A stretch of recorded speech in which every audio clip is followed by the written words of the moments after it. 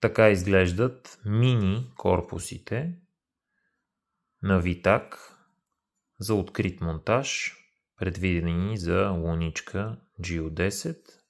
Захващат се с планката отзад и тук се поставя луничката. Предлагат се в бял и черен цвят, като това е всъщност корпуса.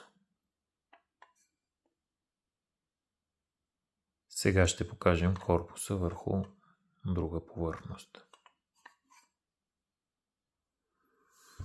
Така всъщност изглежда корпуса с поставена крошка на него.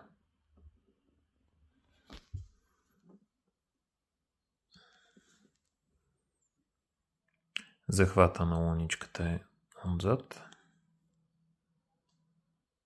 което ви дава опция без допълнителни пластини луничката да бъде захваната и да придобие един по-добър външен вид.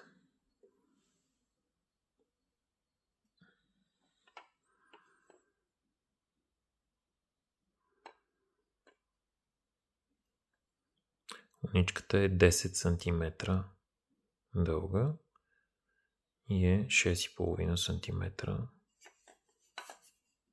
широка.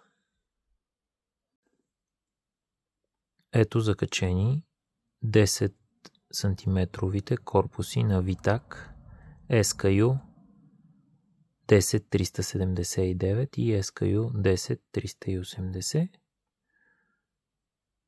с размер 65.